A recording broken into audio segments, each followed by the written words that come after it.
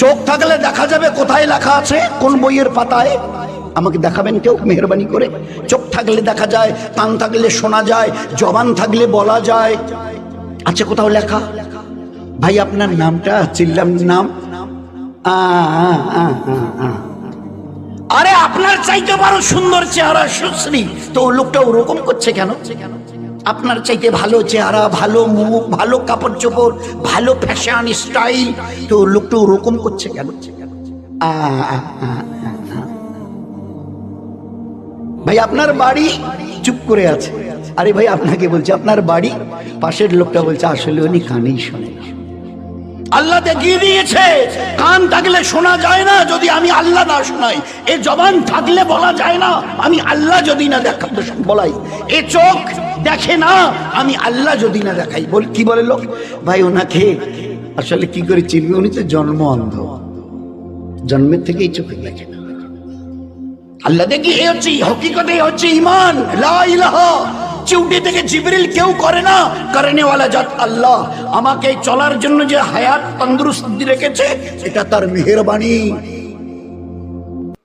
পাশের বাড়িতে গিয়ে দেখো জওয়ান 22 বছরের ছেলেটা, মানে শুধু লেংড়িয়ে নয়, পা ছেঁচলে মানে পিছন থেকে মাটিতে ছেঁচিলিয়ে যাচ্ছে, দাঁড়াবার কোনো ক্ষমতা নেই। আমাদের মাথাভাঙা ব্লকের পাশেই একটা বাড়ি, এক ভাইয়ের আমিনুরের, তারই একটা ভাস্তা, এখন বোধহয় 24-25 বয়স চলছে, দাঁড়াতে পারে না। 24-25 বছর বয়স চলছে ছেলেটা, ওই বসে বসে আল্লাহ তোমাকে একে দেখো আর তোমার নিজের চেহারাটাকে দেখে ভালো করে বুঝে নাও, এই আল্লাহ এই বেচারা দুটো দাঁড়াতে পারে না। 24-25 বছরের, হি ওয়াজ এ ভেরি ইয়াং। 24 বছরের বয়সের লোক তো মানে যুবক হয়, আর সে দাঁড়াতে পর্যন্ত পারে না। আরে আল্লাহ তুমি কত দয়ালু যে আমাকে শুধু দাঁড়ানো নয়, দৌড়াবার মতো আল্লাহ তুমি আমাকে ক্ষমতা দিয়েছ।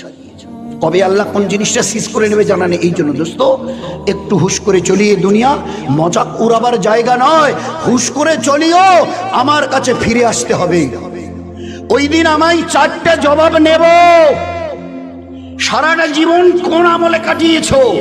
জওয়ানি যখন টকবক করত, ওই জওয়ান কালের পুরো হিসাব শোনাও। Second question will be there, সারা জীবনের হিসাব দাও। দ্বিতীয় কোশ্চেন, জওয়ানি যখন ছিল 15 থেকে 30-35, ওই সময়টা কি করে কাটিয়েছো?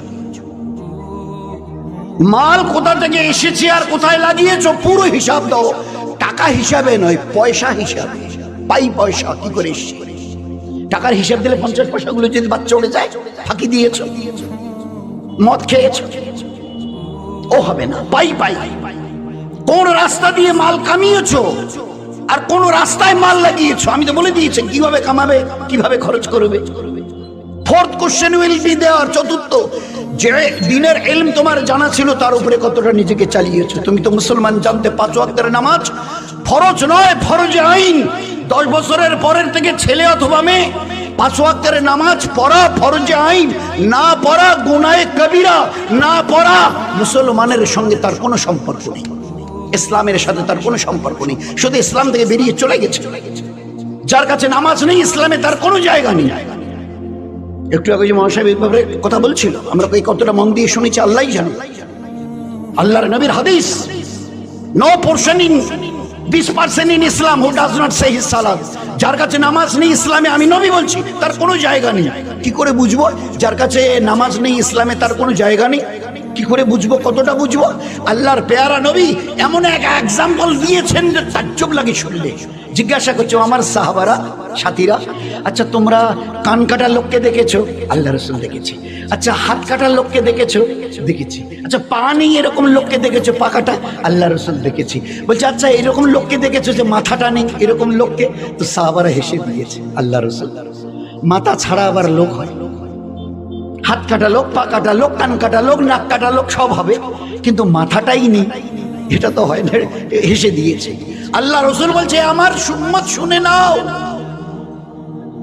তোমরাই বলছো মাথা ছাড়া মানুষ হয় না, আমি নবী বলছি নামাজ ছাড়া মুসলমান হওয়া যায় না। কতটা আমাদের দিলে কতটা বসেছে বলুন, কতটা বুঝেছি।